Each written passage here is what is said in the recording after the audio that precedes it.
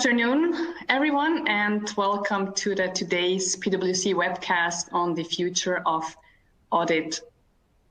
I'll be speaking to you the next 30 minutes about the vision of the future of audit and the journey of the auditor's profession. Before I get started, I would like to bring to your attention that at the bottom left of your screen, you should have a box where you can place questions. And I would encourage you that you place questions throughout my presentation. So don't worry, the questions will not pop up immediately. They're going to be submitted to us at the back. And we will spend time after the presentation to go through as many questions as possible. The agenda for today, I'm going to briefly introduce myself, then I'll be talking you through the journey of the audit profession, give you a bit of a flavor of the tech-enabled audit, and obviously, finally, tell you what exactly is in for you as part of the whole developments that you see in the profession.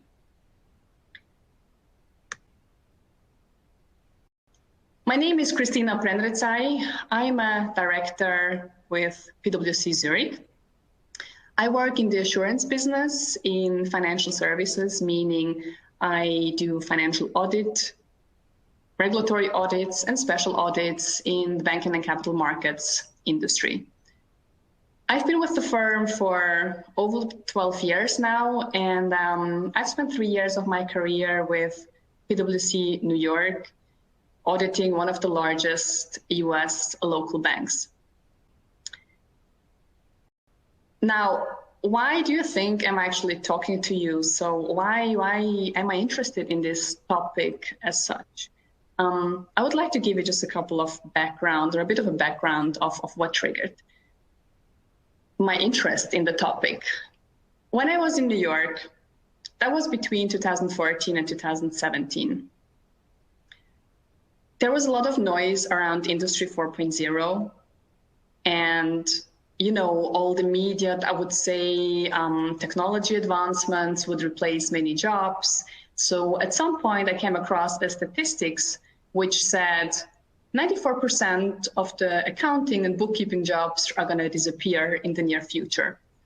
So I was thinking that is really scaring. And that was the point, or like the key point for me when I started to investigate and say, hold on, I'm gonna be at the forefront of this development. And I spent more time to understand what do those technologies really do, how can we leverage them, and what is the impact on our audit profession. So that is why when I came back from New York 3 years ago, I've spent a lot of time, and I also position myself within the firm to be in the driver's seat of the tech-enabled audit as such. And given that background, so in case any of you is working on any of those topics, as you go through your bachelor thesis, your master thesis, or any other type of work that you're doing as part of your studies, so please feel free to reach out to me. You see my email and my LinkedIn profile, and I'm happy to support you in any of your work that you are doing. So let's quickly spend some time of the journey of the audit profession as such. On this slide, I want to give you a bit of a flavor of the journey of audit profession. So I believe the majority of you has heard a lot, and some of you just ask yourself, okay, what do auditors really do for all those companies out there? So I just want to give you a flavor of the whole journey, and you can see a lot of ups and downs and different elements visualized, which I'll explain in a bit. So the auditor journey as such, it's quite intense, and it entails reading of laws and regulations, assessing of financial data, testing of documents, financial information, understanding processes and controls. And all of that we do in order to gain enough knowledge from the company we are auditing. When we do that, we also have to perform countless of interviews and meetings and discussions with key finance functions or any type of other functions within an organization in order to really have the full knowledge. And at the end of this journey, we need to be able to make a statement that the financial information of a company is not materially misstated.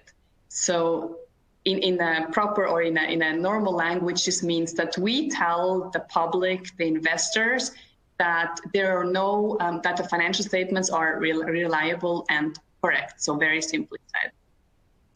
And that's the case for our clients, you know, like we audit Credit Suisse, we audit Schindler, we audit Novartis. So this is really what we give the companies at the end. So in a nutshell, what we provide companies as auditors is the trust in their company and the financials of the company.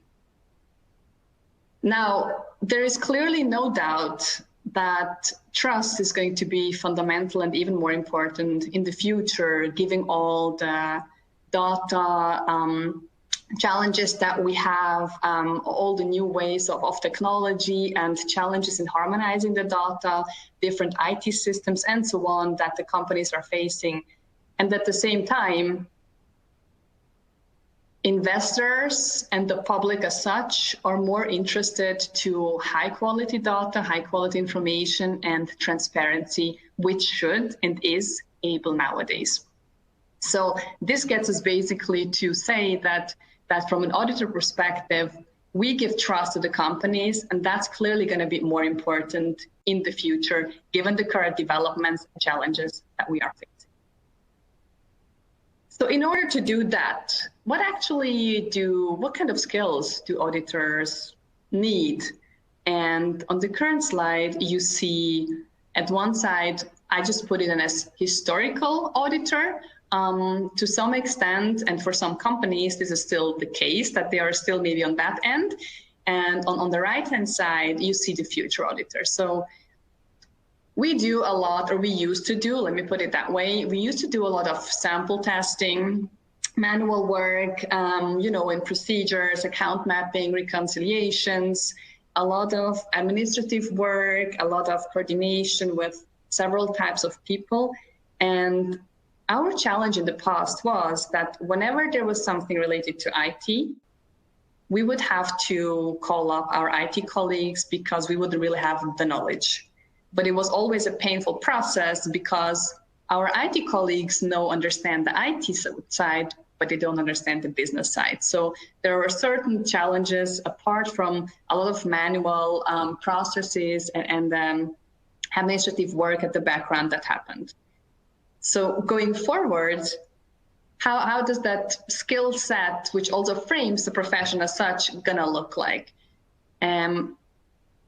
The first point, as you see, and you will hear me saying that a couple of times, we clearly need, as auditors, to have stronger analytical and data science skills. So we need to be capable to understand what happens in the background and interpret the processing of the data and build the bridge to the business of the client as such.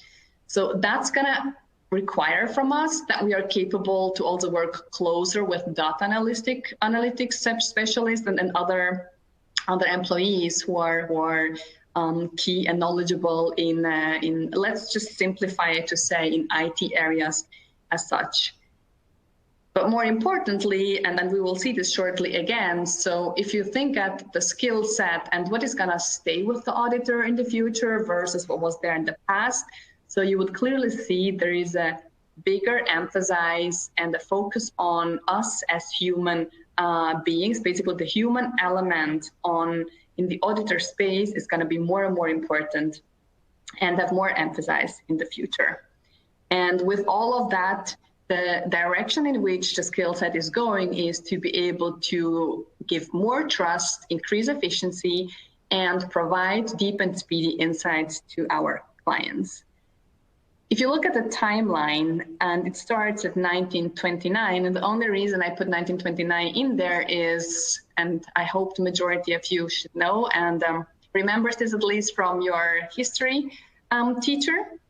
So the global market crash in 1929, which basically triggered that the audit profession as such really got institutionalized. So it really like the starting point of the auditor profession as such as his, it goes back to that time frame.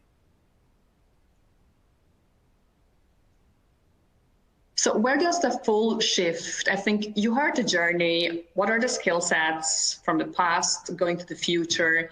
And now just giving a bit of a flavor on where the natural, like how does that really shift in the way we do working? And what I'm going through to you now, this is really what I am experiencing every day. And I see this trend and clearly also I'm pushing forward this trend.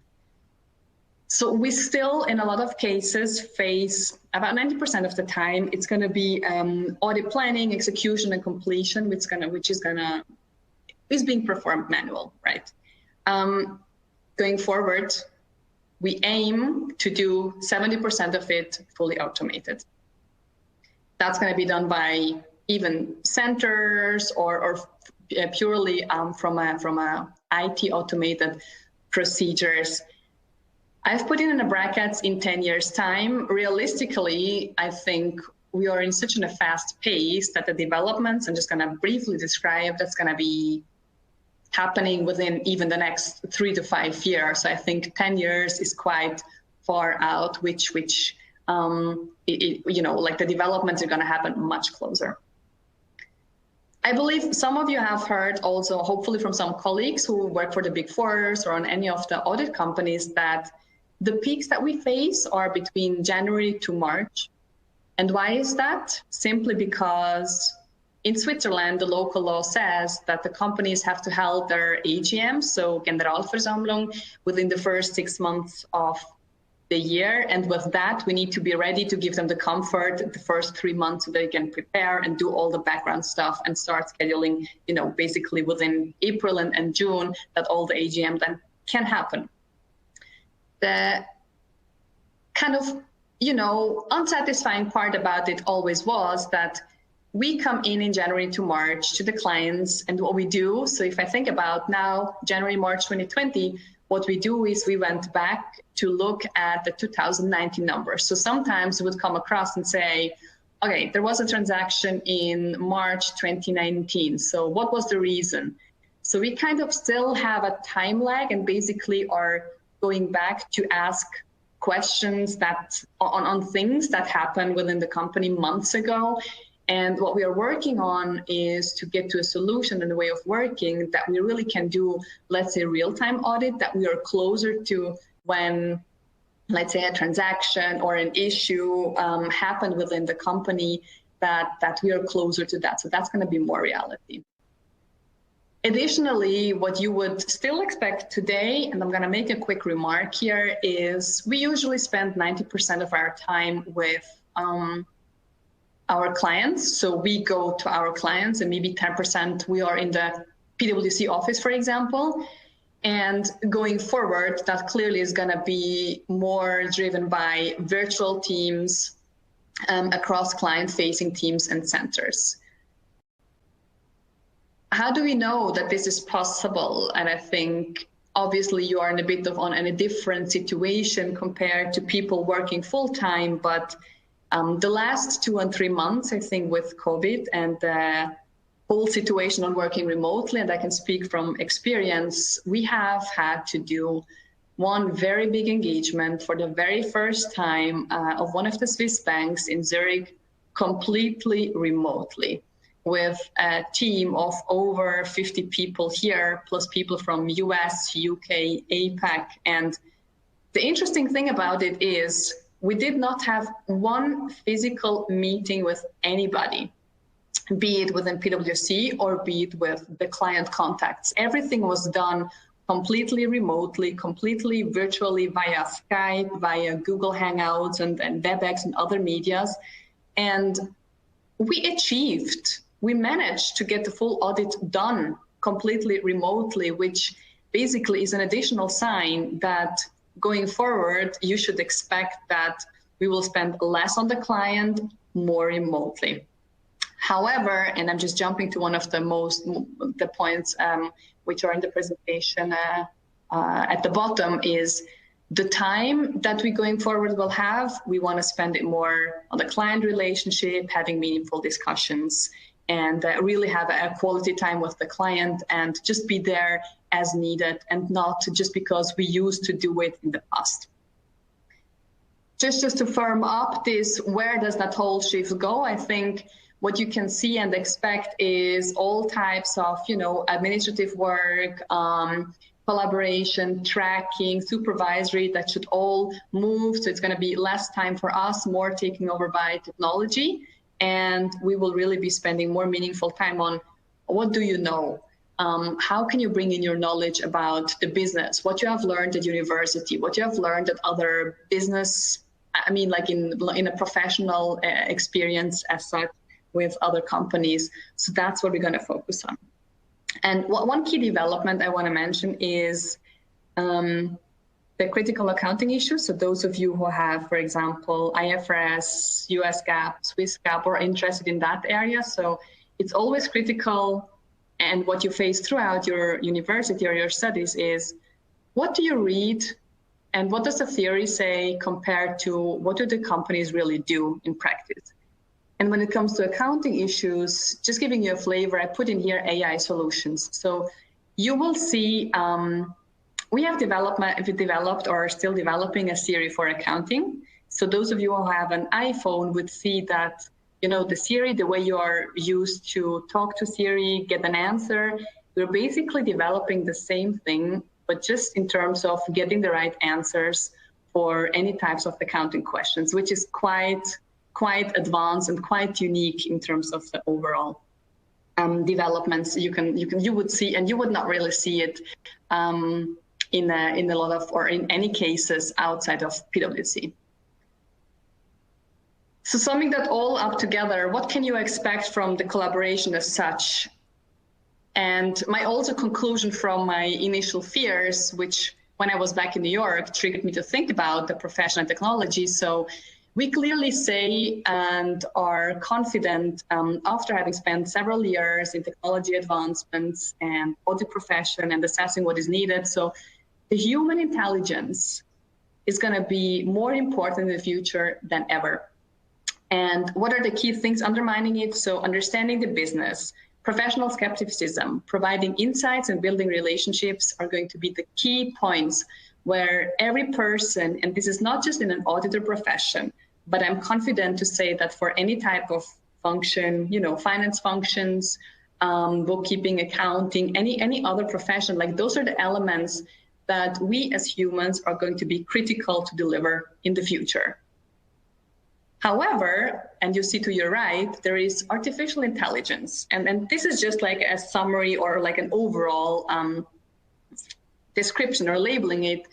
So reading, classifying of data, documenting, detecting anomalies and errors, and so on and so forth. So those are elements which we clearly, we don't really want to do those detailed work. So we would be happy to have machines, algorithms doing that for us. So it's going to be basically a combination of our intelligence and the professional skepticism, basically common sense, what we would do. So in German, you would actually say Urteilsvermögen, right? Gesunder Menschenverstand, which is not replaceable by AI, but it's going to be complementary. And if you look at the picture, and this is how also we as PwC think about it, so the human is at the forefront, and then you have like this shade at the back, so the artificial intelligence enabling us and supporting us in what we do, giving us time, space, and the capability that we can really focus on what we are really motivated to do and to work on, and to really bring in our capabilities and the knowledge and experience you have from university, from other places, and so on, to the daily business as such. So that's to kind of give you an overall, the whole journey, what we do, where does that go, and where we stand today. Now, going further to the tech-enabled audit, because I mean, you need the auditor profession, and then the auditor needs to deliver a service to the client, right? And we just saw that the service we deliver is at the end, we give them trust by saying their financial statements are fine. So we have the people aspect, but then what should we do, and how should we basically leverage the technologies, and more importantly, like how does PwC do that in the current audit service space? We say people plus technology gives us insights. So it is crucial that people, and as we call it, and I'm pretty sure that you have heard this and read this, need to do further upskilling. So digital upskilling is going to be crucial, that you understand, let's say, how to understand an IT system, how to read data, how to work with Power BI, how to work with Alteryx, how to use any other type of information. So each individual needs to understand how to use it and needs to get the right upskilling and training to do that. At the same time, the technologies need to be advanced enough that it really helps us in our daily work.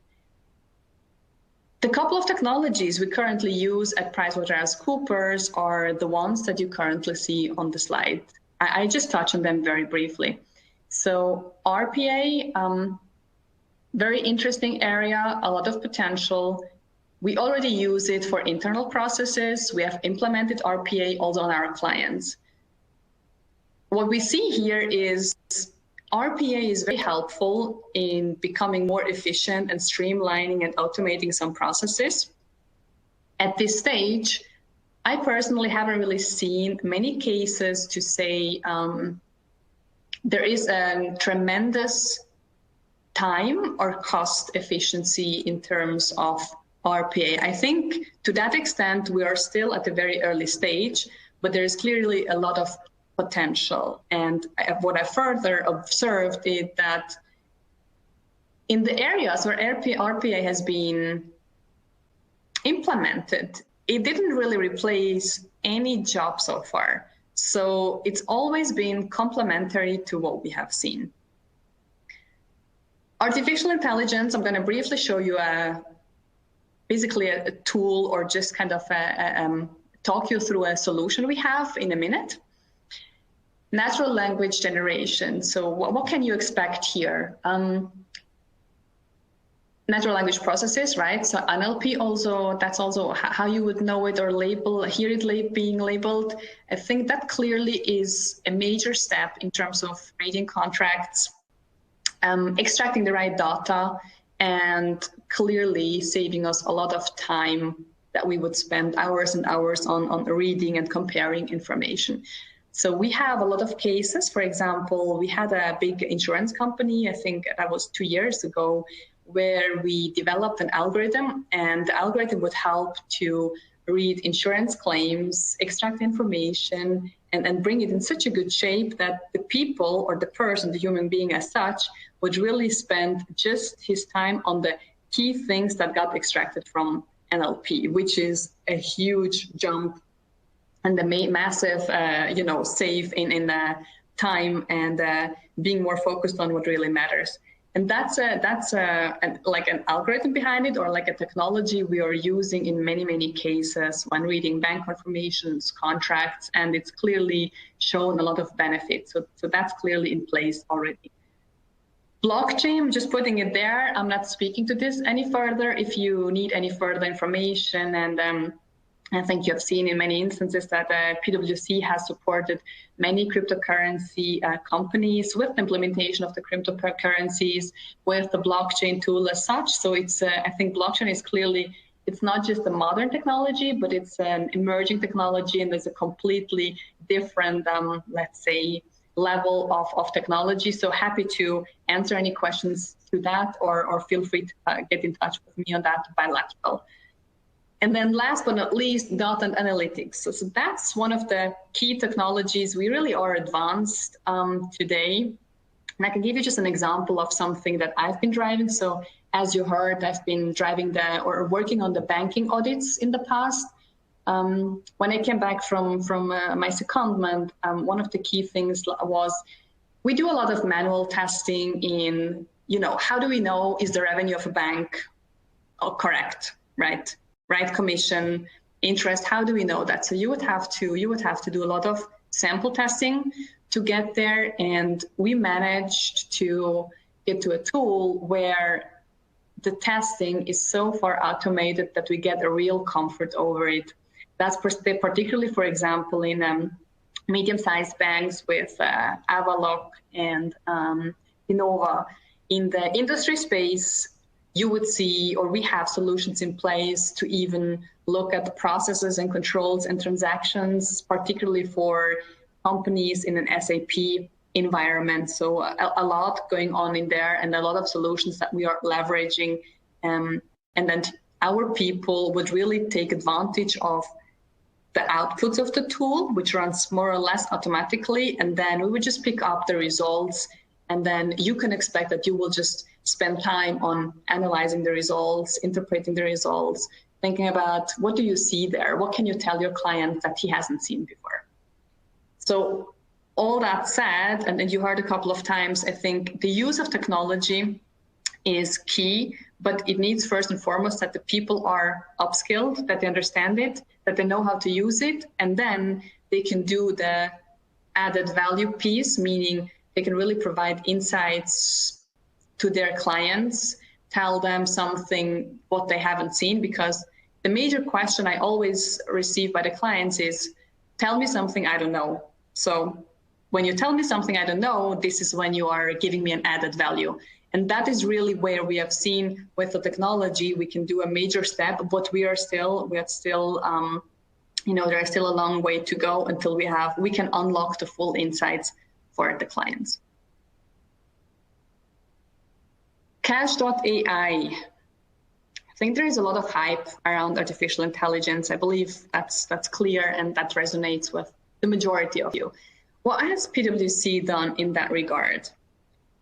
You see a screenshot, and unfortunately, I wasn't able to include the video here. We have a small video, but you have the link at the end of the presentation, which leads you to a YouTube link, and you can check it out yourself. We have developed a solution and started the solution on cash. What does that mean?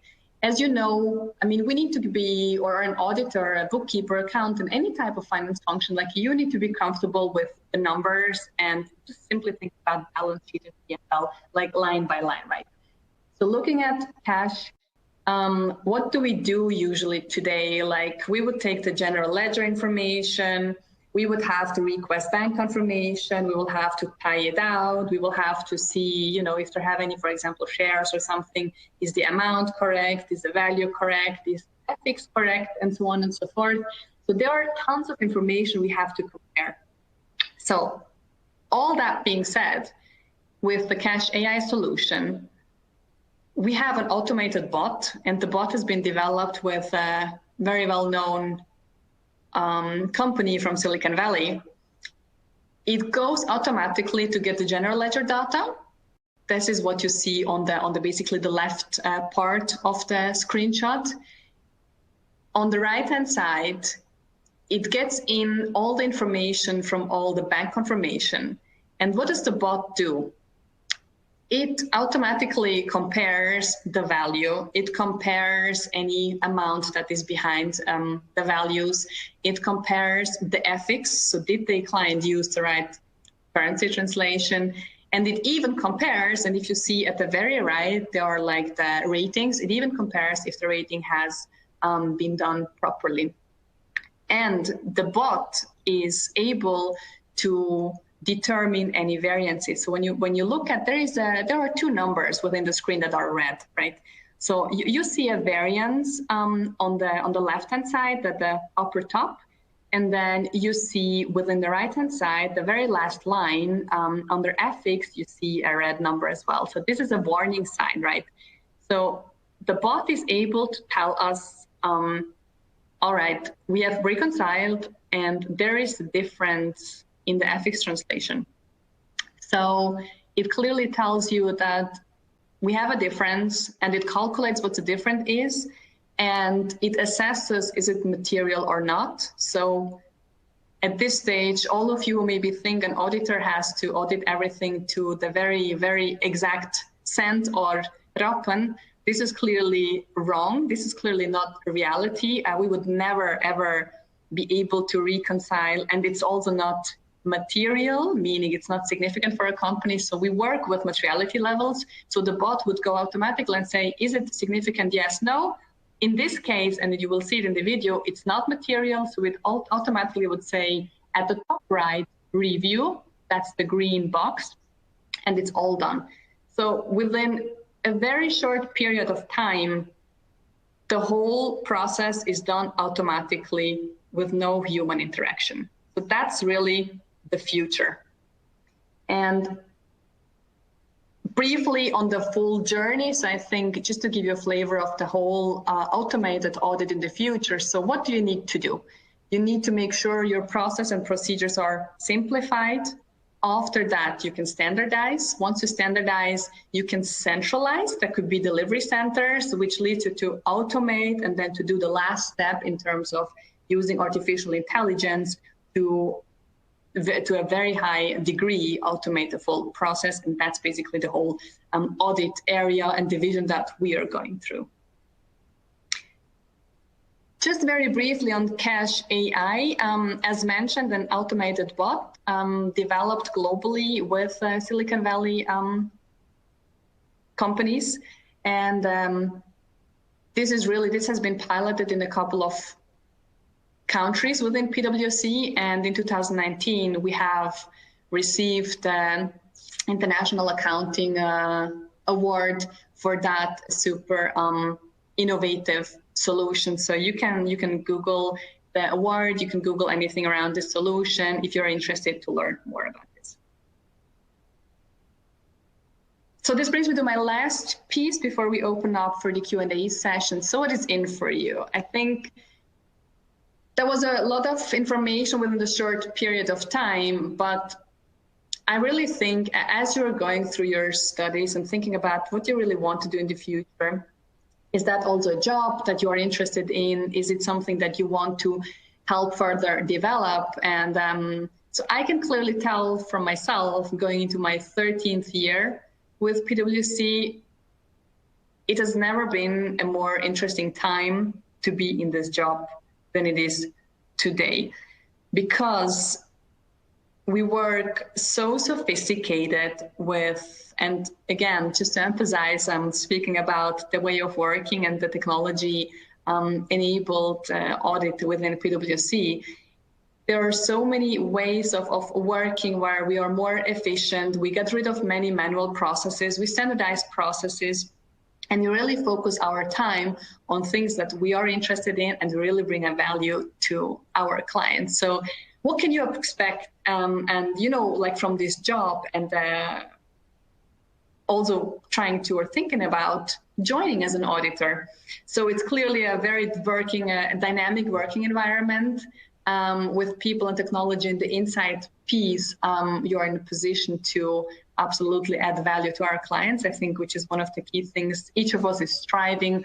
You have learned a lot, you have invested a lot in your studies and your learning and development. So you want to demonstrate that you're capable to bring added value and think differently and think outside of the box and bring insights.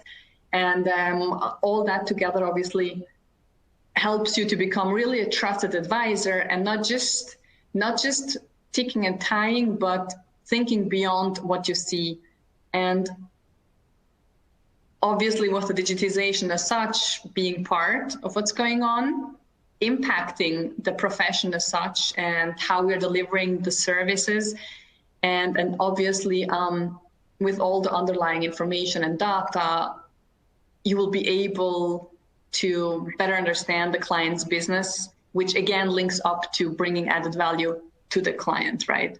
And all those dimensions together obviously leave you or bring you to a stage where you have immense personal developments, like opportunities for personal developments, even beyond being an auditor a couple of years. So I think there are clearly so many interesting and dynamic factors that are quite unique in this profession as such, which you don't really see in many other professions.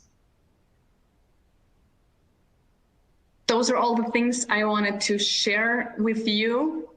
We're going to open up for questions shortly, and we will share this with you as well, at least for sure, the links one more time, in case you're interested to learn more. Like, there are a couple of information that I put in there. So there is the PwC Tech-Enabled Audit page. I've written a couple of articles myself with some of the partners. You will see the video to Cache AI, so just to emphasize it.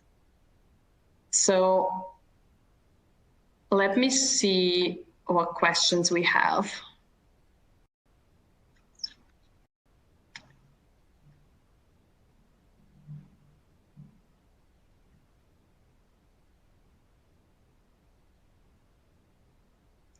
There are a few questions. I'm just going to start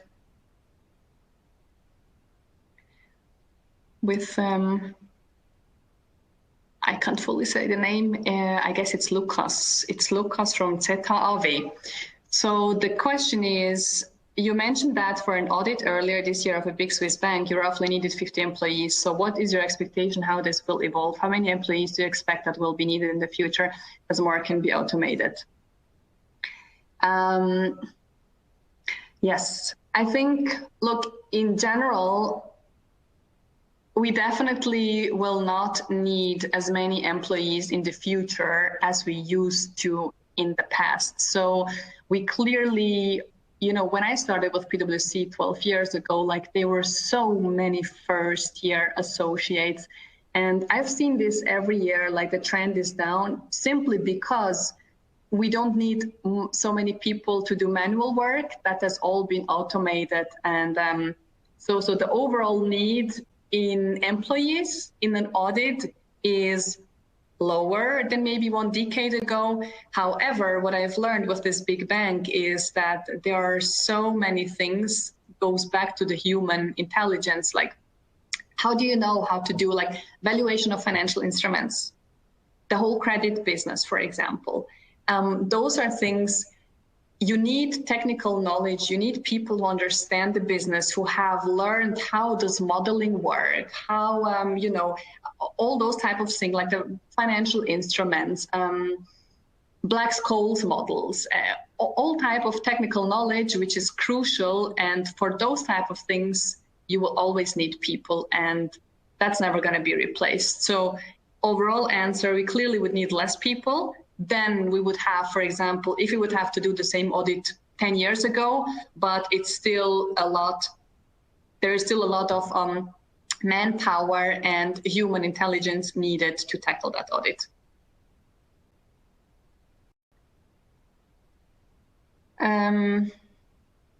Let me go.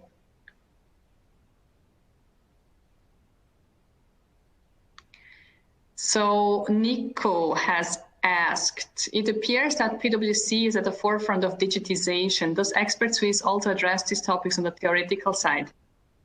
Thank you for this question, Nico.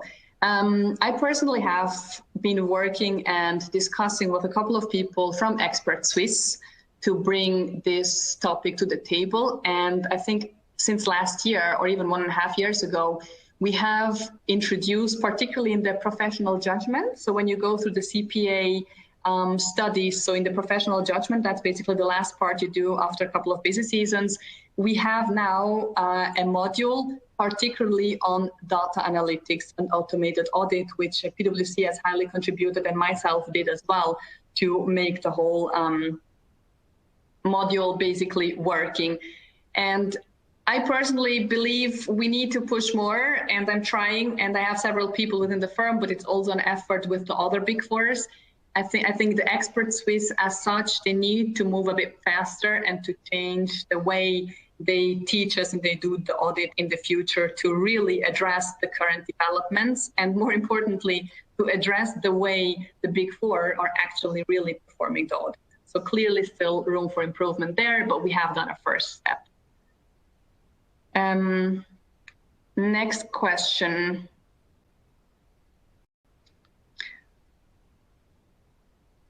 This is from Mariam. I just wanted to ask, since like you said, with the new collaboration, humans and machines will be working together. So can we say the machine's role will be accomplishing tactical objectives while humans will ensure strategic ones. I believe, I don't think, I don't think it's very, very clear to distinguish. I think it's actually a good thought to kind of make this difference between tactical objectives and ensure human, the strategic ones. Definitely a valid point. So I think there is a very small nuance between AI and humans, but clearly everything that needs, like human reasonableness, right? So we'll have to stay with the humans. So it's a good way to think about it. I think it still needs to be established, but it's clearly like the decision making as such, if you want to say so, it's gonna stay with the human, right? So an artificial intelligence can help you aggregate data, structure data, analyze data, put a fact pattern together and the basis for decision. However, the human being will have so many more information in his head and knowledge and, like decisions taken in the past that he needs to bring in this human dimension to really make a final determination. So I think, but it's definitely, I think it's a valid distinct between the tactical and the strategic one. Let me see what else we have. Stefan, isn't it a difficult trade-off between the development of using AI more often and therefore working in centers, virtual teams, on the other hand, building trust with customers? Yes, it is difficult, and yes, it is clearly a challenge. And I think one of the key points that I highlighted is particularly when you go about the build trust with customers, right? So that's going to be key and crucial for us as human beings, again, in an auditor profession, in a finance function, or in any type of other profession, that the personal relationship and that's still clearly there remains, with us, and the AI should be in the back. I think just to make this clear. Your other point about virtual teams, and I can speak again from experience of just the very, very big recent first year quarter audit we have just done. It is very, very difficult when it comes to relationship. It is very difficult to build relationship.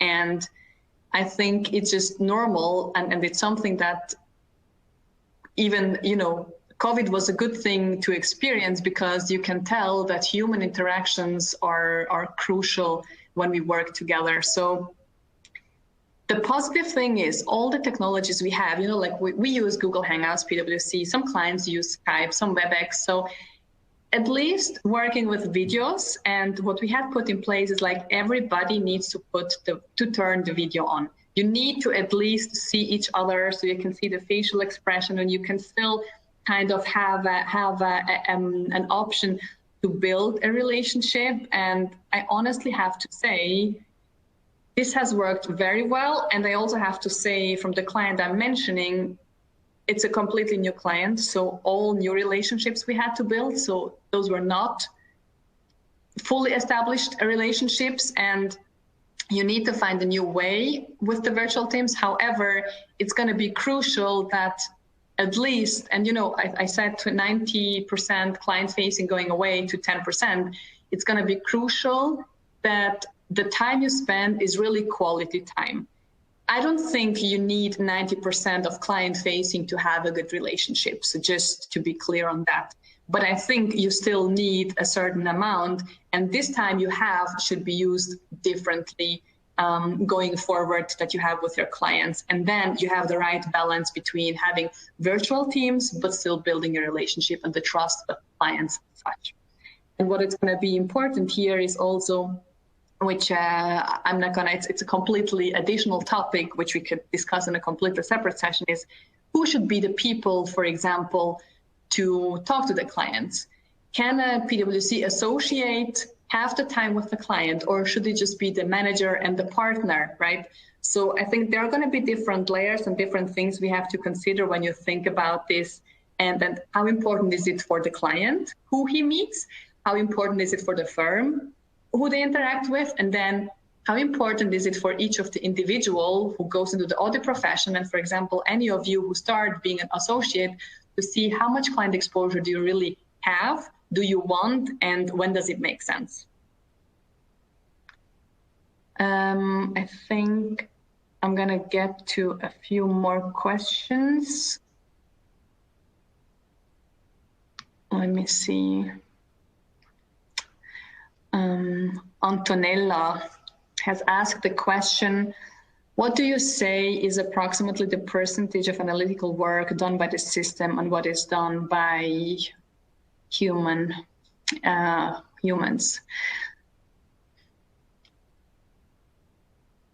This is quite difficult to say in totality because it depends on what type of work you do and then what underlying tools you have to support you, right?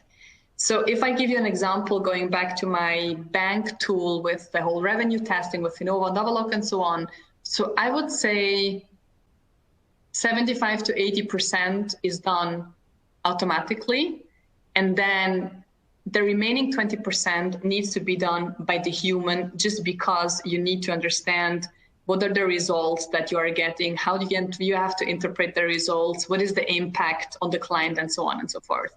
So I have seen, and we have instances where we're up to 80% and have a human element of 20%. There are other tools where it's maybe still 50-50, or in some areas, it's just because it's highly judgmental, you still have to do, let's say, 80% manual, and only 20% is supported by any type of technology. So I think there is not that kind of one size fits all. It really depends on the work and what you want to get to, right? So if there are just traditional analytical work, that's going to be captured by technology very easily and allow human interactions. If it's a lot of work needing a lot of professional skepticism, professional judgment, so really judgmental areas, a lot of uncertainties around it, that's going to be most likely the other way around, and it's going to stay most likely the other way around, which are going to be still the areas where we need people in the future as well to look into this and use their brain power, use their human intelligence to tackle those. I think I'm gonna let me do 2 more questions, and then we have to wrap up just in terms of time. Let me see.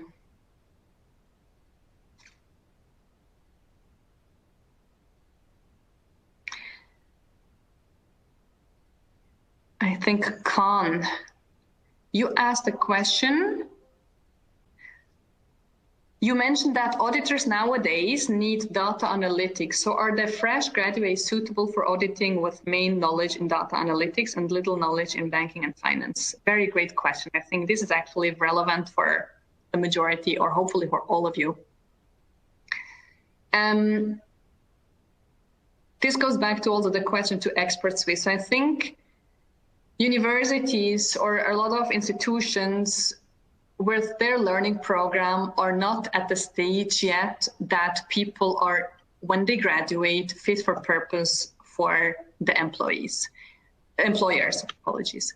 However, this is exactly the point that I mentioned, and I again speak about PwC at this stage. So we have our own digital upskilling programs in place, which is open, and not even open, but mandatory for everybody in all industries who join PwC, so people can get up to speed with what they need to know and data analytics and other tools straight away.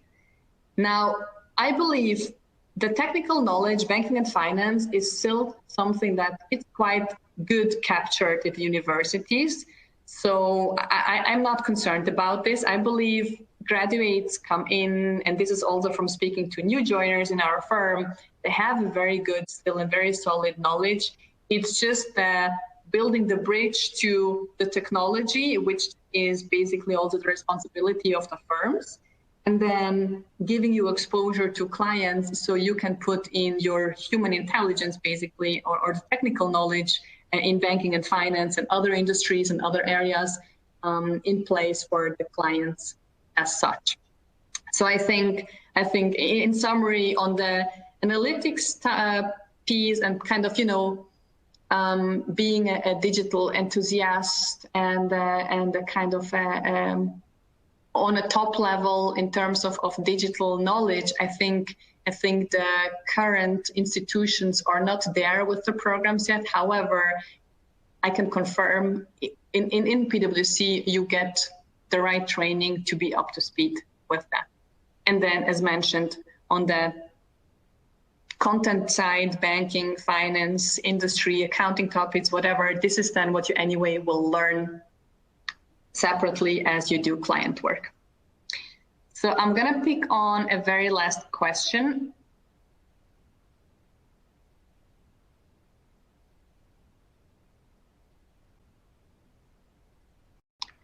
Let me see.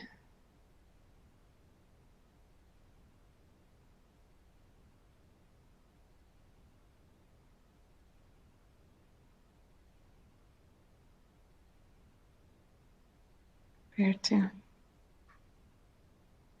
Actually, I want to take the advantage of two questions and then we're going to close. So Sandrine, since auditing is becoming more and more technical and digital, does this mean that in the future more and more technical graduates will be trained as auditors, for example, business engineers?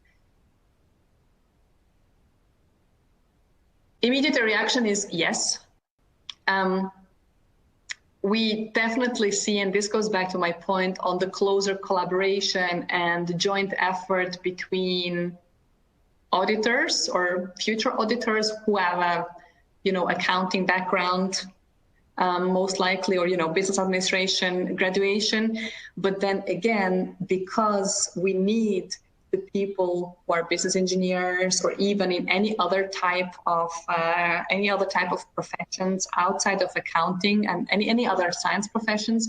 So we need them to understand. So it's going to be kind of a marrying up of the capabilities of the auditors and the technical experts as such, or like the tech savvy people or any other profession as engineers.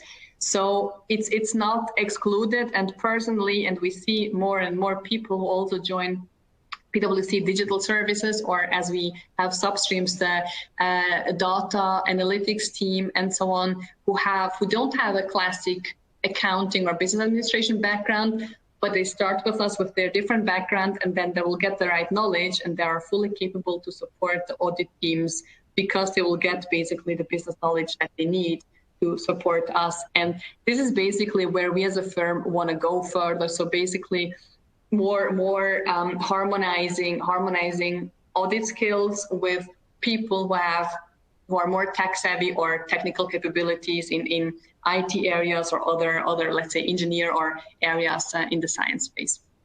And the last point, blockchain. So this came from Julia.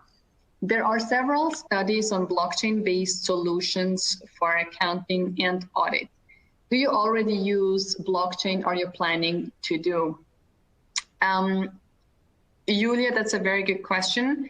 So blockchain as such at this stage, also we as a PwC have been, let's say, at the forefront compared to other competitors, are very, very close to all the companies who have implemented or basically, are running cryptocurrency businesses. And as part of that, we have so far implemented blockchain, audited blockchain, and so on and so forth.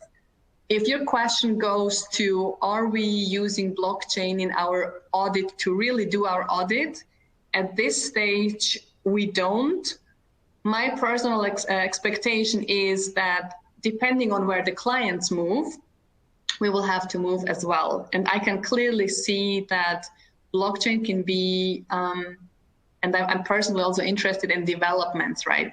Blockchain can be used as a platform technology in the future for the full audit as such, right? So I think there's a lot of potential, also a lot of challenges, but there's a lot of potential to have blockchain in place when we do audits. But I think this is still very early, and it highly depends on, our clients, right? So currently only clients on cryptocurrencies are using blockchain, other clients don't. So we will have to continue and see the developments. But my expectation from what I've seen and what I've heard, and then Julia, maybe you have researched also, there were even in 2016, work papers from the World Economic Forum, and there were several white papers on blockchain, and PwC has also worked with the Bundesrat, Federal Council. I think last year was on a task force on blockchain. There were several publications. So we are assessing and monitoring and seeing where this is going. Currently not used in audit as such, but we implement blockchain on our clients and audit and test it there. Maybe to close that. I think that's it. I believe a lot of other questions already went into the same directions as the one I have answered. So with that, I would like to thank everybody who has participated and who has raised the questions. And as mentioned, so I think you got my contact details. So if there is anything I can support you with or help you to kind of get to the right person within PwC in any of the topics, please do not hesitate to reach out to me. So thanks everyone, and have a great and successful day and rest of the week.